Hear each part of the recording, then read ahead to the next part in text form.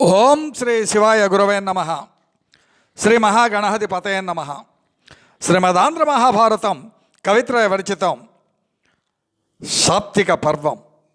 కృతికర్త తిక్కన సోమయాజి. అమృతవర్షిణ ధారావాహిక 234వ రోజు తత్వదర్శిని కార్యక్రమానికి ఆధ్యాత్మిక ప్రవచకుల మీద దీకుండ చంద్రమౌళి రసజ్ఞులను ఆహ్వానిస్తూ స్పందనలను ఆకాంక్షిస్తూ. అయ్యా, సాప్తిక పర్వానికి ప్రథమ దివసం, మొదటి రోజు. 16 రోజులుగా శల్యపర్వం చెప్పుకున్నాం. హరిహరనాథుని సోమయాజుల వారు ప్రస్తుతిస్తూ నృతిస్తూ స్వామికి ఆయన విన్నవించుకునే విధంగా ఈ పర్వం అంతా కూడా సాగుతూ ఉంది. శ్రీమతంబో కౌస్తభం ధవళ మరీచి రుచుల విభూతులతో, అంటే అటు కౌస్తభమణి ఇటు విభూది, వీటి యొక్క ప్రాశస్యం ఏమిటో నిన్నటి వరకు మనం ముచ్చరించుకుని ఉన్నాం. వైశంపాయన మహర్షి జనమేజనుడితో వివరిస్తూ ఉన్నారని. ధ్వని అంటే ప్రప్రథమంగా సంజయుడు ధృతరాష్ట్రునికి ఇదంతా కూడా వివరిస్తూ ఉన్నాడు. అంతా సంజయ, పాండవులపై అశ్వత్థామాదులు ఎలా పరాక్రమించారయ్యా. దుర్యోధనుడు పడిపోయాడు. ఈ రేయి పాండవులను సమూలంగా కృష్ణుని ఎదుట సంహరించగానే కవచాన్ని వదలను అని ప్రతిజ్ఞ గావించాడు. అభిషేకింపబడ్డాడు. అశ్వత్థామ అనుసరించారు కృపాచార్యుడు కృతవర్మ. అంత బాధలో వాళ్ళ నాన్నగారిని చంపారు కదా, ఆ బాధ ఆయనకు అశ్వత్థామకు. కృపాచార్య అశ్వత్థామల రేయి అడవిలోకి వెళుతూ ఉన్నారని చెప్పుకున్నాం. ఓ మర్రి చెట్టు కింద వాళ్ళు మేనలు వార్చారు. ఒక్క అశ్వత్థామ మాత్రమే నిద్రలేదు. మిగతా ఇద్దరు నిద్రపోయారు. అశ్వత్థామకు బాధ అధికం. తన తండ్రిని దృష్టద్యుమ్నుడు అన్యాయంగా చంపేటువంటి భావన. తానిప్పుడు సేనాపతి, బలగాలన్నీ నశించాయి. అయ్యో, నామమాత్రంగా ఉంటే ఉండవచ్చేమో. బాధ్యతలా చాలా కఠినతరంగా ఉన్నాయి. కాబట్టి అశ్వత్థామకు ఆలోచనలతో సతమతమవుతూ నిద్రపోలేకపోయాడు, రాలేదు. అరే అంతలో మిడుంగురుగములు క్రమ్మిన ఎట్లు నిగడెడు రోజులు గల మిడి గ్రుడ్లదనరా మెరుంగారు కెంజాయ మెరసిన ఎరకల మోపుననె సంగు పెన్మోతతోడ గాళుల భీషణ కారత వెళ్లతో లీలమై ఎగసిన శైలమనగా గరము క్రమము మొగము ఇరుదెస మురయించి కరము ఉగ్రముగా మొగమిరుదెస మురయించి యామి శంభుల ఇక్కల రసికొనుచు అచటి బయలెల్ల తానయ్యి ఎక్క జంపు దందమున ఘోరమైన నిస్వనము జండగతియో భూత విధాన భీకరముగా నులోకమొకటి వచ్చే భూలోకనాథ. భయంకరంగా ఒక ఉలూకం వచ్చిందట. అంటే గుడ్లగోమ ఎలా ఉందండి అది? మిడుంగురుగములు గ్రమ్మిన ఎట్లు నిగడెడు రోజులు గల మిడి గ్రుడ్లు దనరా. ధృతరాష్ట్ర మహారాజా, ఆ రేయి వ్యాపించినటువంటి అగ్ని కణాల సమూహం వెదజల్లే కాంతులు కలిగినటువంటి కాంతులతో మిట్ట గ్రుడ్లు కలిగినటువంటి ఓ గుడ్లగూబ, ప్రకాశవంతమైన రక్తవర్ణంతో మెరిసిపోయే ఈకల సమూహంచే కలిగినటువంటి పెద్ద ధ్వనితో భయంకరంగా కాళ్ళు ఎగిరి వచ్చే పెద్ద కొండల అతి భయానకంగా ముఖం 2 వైపులకు త్రిప్పి మాంసఖండాలు పడి ఉన్నటువంటి ఆ ప్రదేశాలను అన్వేషిస్తూ అక్కడికి బయలుదేరి వచ్చేసింది.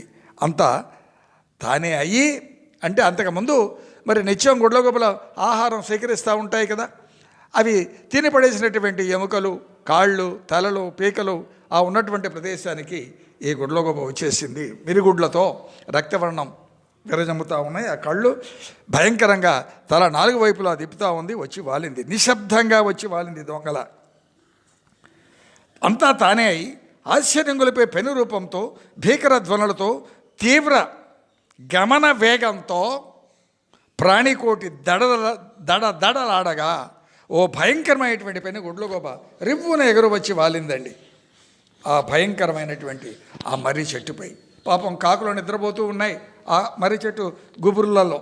అంటే రాత్రివేళ గుడ్లగూబ వేటాడటం భావి సూచకం కదా. ఏమిటి భవిష్యత్ అంటే ఆ గుడ్లగూబ తన ఆకారాన్ని తగ్గించుకొని, అసలే భయంకరమైనది, ఆకారాన్ని తగ్గించుకొని ఎవరు చూడకుండా ముడుచుకొని కొమ్మలలో వ్రాలి నిద్రించే కాకులను చేరింది నిశ్శబ్దంగా. ఆ నిశీధిలో కాకులు పసిగట్టలేకపోయాయి. ఆపై ఆ గుడ్లగూబ నిశ్శబ్దంగా కొన్నింటి కంఠము నులుపు, కొన్నింటి కాళ్ళులు ద్రుంచు, ఉగ్రతం కొన్నింటి పక్షములరకు, కొన్నింటి పొట్టలు వ్రచ్చు లీలమై, కొన్నింటి నప్పళించుకొని కోలెమొకల్ నురుమాడు, నిటులయన్నింటి నయ్యులోకము రయం బెసంగన్ వధించే భువరా. ఓ రాజా, కొన్నింటి కంఠములుపు, కొన్నింటి కంఠములు తెంచేస్తామన్నమాట. గుడ్లగూబ శబ్దం కాకుండా వచ్చేసింది, చెట్టు మీద వాలింది, ఎవరు చూడటం లేదు. ఈ కాకులన్నీ నిద్రపోతూ ఉన్నాయి, కర్తవ్యాన్ని ఉపదేశిస్తూ ఉంది అన్నట్లుగా కొన్నింటి కంఠములు, కాళ్ళు, ఏ అవయవం దొరికితే ఆ అవయవాన్ని కొరికేస్తుంది, చీల్చేస్తుంది, పేగులు లాగేస్తూ ఉంది, తన ఆహారం తను చూసుకుంటూ ఉంది. అంతేనా? చూశాడు అశ్వత్థామ, నిద్రలో ఉన్న కాకుల్ని చంపుతూ ఉంది కదా ఈ గుడ్లగూబ, గమనించాడు. ఈ గుడ్లగూబే నాకు గురువు అయింది, ఇప్పుడు కర్తవ్యాన్ని ఉపదేశిస్తూ ఉంది కదా, పాండవులను కూడా నేను ఇలాగే సంహరించి నా పగ తీర్చుకోవాలి, ఇదే మార్గం. దుర్యోధనుడు కన్ను మూయక మునిపే ఇది జరగాలి, ఆయనకు చెప్పాలి, ఆయన వినాలి, అలా నిర్ణయించుకున్నాడు. ఆపై నిద్రిస్తున్నటువంటి ఆ ఇద్దరిని కృపాచార్యుని నిద్రలేపాడు. అనేక విషయాలు, ధర్మాలు చర్చించారు వాళ్ళు. ఇలా చేస్తాను, గుడ్లగూబ ఈ విధంగా చేసింది, నేను ఇలా చేద్దాం అనుకుంటున్నాను అంతా చెప్తాడు. ఇది అధర్మం అంటారు. కాదయ్యా, వాళ్ళు మాత్రం ధర్మాలు ఆచరించారా? ఇప్పుడు ఇది నాకు కర్తవ్య ఉపదేశం చేసింది, నేను పగ తీర్చుకోవాలంతే, మాట ఇచ్చాం, ఆ మాట నిలబెట్టాలి, ఇది మన ధర్మం అంటాడు, ఒప్పించాడు. ఆపై అశ్వత్థామ వారితో ఇలా అంటున్నాడు, అయ్యా నీకు తెలియనిది కాదు, చాతుర్వర్ణాలకు వారి విధులు ఉన్నాయి. అయితే బ్రాహ్మణుడైనటువంటి నేను క్షాత్రాన్ని అభ్యసించాను. వసుదా బ్రాహ్మణుడు, కానీ క్షాత్రాన్ని అభ్యసించాను నేను. మరలా బ్రాహ్మణ్యానికి రాలేను కదా. నా తండ్రిని చంపినవాడు జీవించి ఉండగా నా ప్రతీకారం చేయకుండా ఎలా ఉండగలను నేను? ఇది నాకు సాధ్యం కాదు, కాబట్టి ఇలాగైనా చేస్తానంటాడు అశ్వత్థామ. శత్రు నిర్మూలన ఎలా చేయాలో నేను చెప్తాను వినండి అంటున్నాడు. ఎత్తినప్పుడు విడియుచో నిరకంఠపు తెరవునందు నడుపు నిడి తిరుగంబడిన, అట్టియడ నిద్రపోయడు నవసరమున శాత్రవుల బెట్టుపై బడి చంపవలయు. ఎత్తినప్పుడు విడియుచో, దండెత్తినప్పుడు, విడిది చేసినప్పుడు, ఇరుకైనటువంటి దారిలో గతిలేక తిరగబడినప్పుడు, నిద్రించేటప్పుడు శత్రువులను క్రూరంగా మీదబడి చంపాలి, అంతే. పగ తెచ్చుకునే విధానం నాకు ఇప్పుడు ఇదే ఆచరణీయం, మరో మార్గం నాకు కాని రావటం లేదు, ఇది తప్పదన్నాడు అశ్వత్థామ. నా ఉపాయం చెప్తానంటూ శత్రువులు పగ మిగలలేదు అని నమ్మి హాయిగా నిద్రిస్తూ ఉన్నారు. పగ మిగలలేదు అంటే పగ పూర్తిగా అణిచివేశాం, వైరులను అందరినీ మేము సంహరించామనుకుని పాండవులను నిద్రవుతున్నారు. ఇదే మంచి అదనం, ఇదే వారిని చంపే మంచి అవకాశం. జయం వలన కలిగినటువంటి ఓదార్పుతో వారంతా మైమరిచి శవాల వల నిద్రపోతూ ఉన్నారు. పిశాచం వల్ల వారిపై పడి అందరినీ మిగలకుండా చంపటం, పీనుగుల పెంట చేయాలి. నా తండ్రికి నా శక్తి ద్వారా పితృ రుణం తీర్చాలి కదా అని అంటున్నాడు అశ్వత్థామ. అంత కృపాచార్యుడు, ఈ రేయి విశ్రాంతి తీసుకోవయ్యా, ఉదయమే మేము కూడా నీతో వస్తాం, అందరం అలసిపోయాం కదా, నీ శత్రువులను గెలుస్తావు. ఎందుకు ఈ అధర్మం? ధర్మబద్ధంగానే నువ్వు మహావీరుడు, నీ దగ్గర దివ్యమైనటువంటి అస్త్రశస్త్రాలు ఎన్నో ఉన్నాయి, నువ్వు భయపడవలసిన అవసరం లేదు, హాయిగా వాళ్ళని నువ్వు గెలుస్తావయ్యా. బాహాబాటంగానే మనం ధర్మబద్ధంగానే పోరాడదాం. ఎవరు తక్కువ వాళ్ళం? మనం ఓపిన మేరకు ధర్మబద్ధంగా వాళ్ళని ఎదుర్కొందాం, ఆ విధంగానే సంహరిద్దాం అంటాడు. వినడు. అయ్యా, నువ్వేమన్నా తక్కువ వాడివా? నీ తండ్రి అంతటి వాడివి, ద్రోణాచార్యులు వారు అంతటి వాడివి నువ్వు. మన వద్ద దివ్యాస్త్రాలకు లోటు లేదు కదా, బాహాటంగానే ఎదుర్కొందాం, విజయమో వీరస్వర్గమో. ఇప్పుడు మళ్ళీ అపప్రథ మనకెందుకు అంటాడు. అంత అశ్వత్థామంటాడు. వినండి. అధిక కోపంలో ఉన్నవానికి, ధనకాంక్ష అమితంగా ఉన్నటువంటి వాడు, రోగికి, కామోద్రేకికి నిద్ర రాదంటే రాదు. ఇప్పుడు నాకు నిద్ర రావట్లేదు, నాకు ఈ 4 వలన నిద్ర రాదు. చెలికాడ దుర్యోధనుడు రుణం తీర్చాలయ్యా, రాత్రి వేళే దీనికి తగినటువంటి సమయం, వాళ్ళని చంపి కానీ విశ్రమించలేనన్నాడు అశ్వత్థామ. అంత కృపాచార్యులు అంటారండి, ఇది ధర్మం కాదయ్యా, నీ వెంటి మహావీరుడు ఇలా ఆచరించగా పాడియే అంటే, అశ్వత్థామ, పాండవులు అధర్మంగా నా తండ్రిని, భీష్ముణ్ణి, కర్ణుణ్ణి చంపారు, యుద్ధ ధర్మాన్ని వారే తెప్పారు కదా అంటాడు.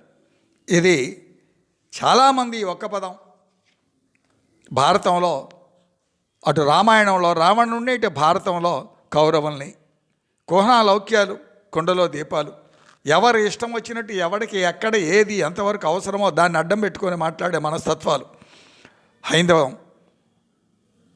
సంప్రదాయంలో ఒక భాగంగా ఇరుక్కుంటూ ఉంది. ఇది మహాప్రమాదం. చిన్న విశ్లేషణ, యథాదృష్టి తథాదృశ్యం కదా. ధర్మదర్శనం లోపిస్తే ఇలానే కుహన అన్వయాలన్నీ కూడా పుట్టుకొస్తాయి. చేయవలసిన అకృత్యాలు, అధర్మాలు మన ఇష్టం వచ్చినట్టు మాట్లాడతాం, మనకు ధర్మబద్ధంగా అన్వయించుకుంటాం. నా అంత పండితుడు లేడనుకుంటాం, చాలా నీతులు పెడతాం, చెప్పే శ్రీరంగ నూతులు, ఇక ఆపై నేను చెప్పక్కర్లేదు. కాబట్టి భీష్మవదకే శిఖండి జన్మ.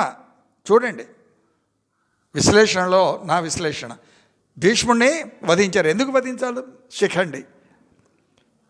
ఆ శిఖండి జన్మ భీష్ముడి యొక్క పదార్థం, అది జరిగి తీరుతుంది. కాబట్టి ద్రోణవధకు దృష్టద్యుమ్నుని యొక్క జన్మ ఎవరు తప్పించగలరు? వారి జన్మలకు మూల కారణాలు కదా. వారు జన్మించిందే అటు భీష్ముడిని, ఇటు ద్రోణాచార్యుల్ని జన్మించే నిమిత్తంగా, తుదముట్టించే నిమిత్తంగా. భీష్మ ద్రోణుల ప్రవర్తనలు లోగడే వివరించాం. కాబట్టి ఇట అశ్వత్థామలో పగ, ద్వేషం రాజుకున్నది. కాబట్టి సాంగత్య దోషం బాగా అంటుకున్నది. ఉప్పు తిన్నామనేటువంటి భావనతో రణం బాగానే ఉంది, అంతవరకు ధర్మమే, తప్పులేదు. కానీ దుర్యోధనుడు అటు దుష్ట చతుష్టయం వాళ్ళతో కలిసి తండ్రిని చంపేటటువంటి ఉక్రోషం, దానికి హేతువు విధి, అంతే కదా. కలిపురుషుని యొక్క అంతం చేసే నిమిత్తంగా ఈ కురుక్షేత్ర సంగ్రామం జరిగింది. అన్ని అంశావతారాలను చెప్పుకున్నాం మనం. కాబట్టి మళ్ళీ దారి తప్పుతూ ఉన్నాడు అశ్వత్థామ. ఇది కాలోతి దురతిక్రమ. ప్రారబ్ధ కర్మలు ఇలాగనే కట్టి కుడుపుతాయి.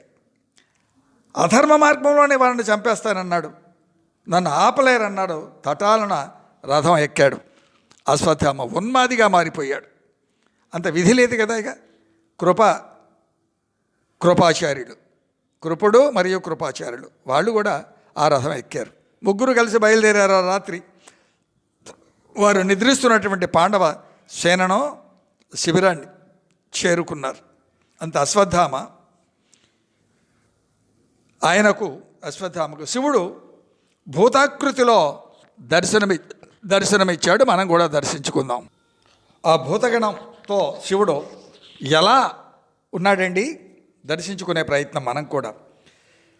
క్షరిత శోణితమగు శార్ధూల చర్మంబు పరిధానకరణి విభాసితముగా ఉరగాత్మకములైన యుపవీతములు హారములు నంగదంబులు పొలుపు మిగుల వివృత విశాలస్య వివరంబు వివృత విశాలస్య వివరంబు నిశిత దంష్ట్రానికరంబు ఘోరంబుగాగా భాసుర కాంతి వికాసంబులగు లోచనంబులు బహు సహస్రంబులొప్ప ఉగ్రమును సుందరంబును ఉజ్వలంబునై మహాకారము అద్భుతమావహింప భూతమొక్కటి భీషణ స్ఫురణమసక మొసగ నొగ్గురు పుత్రు కట్టెదుర నిలచే భూతమొక్కటి భీషణ స్ఫురణమసక మెసంగన అగ్గురు పుత్రు కట్టెదుర నిలచే. రక్తం కారే పులి చర్మం, చరిత శోణితమగు శార్దూలం. మిగతా విషయం రేపు ముచ్చరించుకుందాం. ప్రజాభ్య పరిపాలయంతాం న్యాయేన మార్గేణ మహిన్మహిష గోబ్రాహ్మణేభ్యో స్వమస్తు నిత్యం లోకా సమస్త సుఖినో భవంతు. ఏతే సర్వం శ్రీ సీతారామచంద్రచరణారవిందార్పణమస్తు. ఓం శాంతి శాంతి శాంతి. అయ్యా శివాజ్ఞగా శ్రీ వెంకటరామ నారాయణులకు సమర్పించబడుతున్నటువంటి కార్యక్రమాన్ని వినమనవి. సబ్స్క్రైబ్ చేయ ప్రార్థన. రామా ఛానల్ని సబ్స్క్రైబ్ చేసి వినండి. దయతో లింక్పై క్లిక్ చేసి గడప లోపట కులం, గడప దాటితే హిందువులం. ధర్మో రక్షతి రక్షిత. ఆచరణతో ధర్మం రక్షించబడుతుంది, నినాదములతో కాదు సుమా. సీతారాం.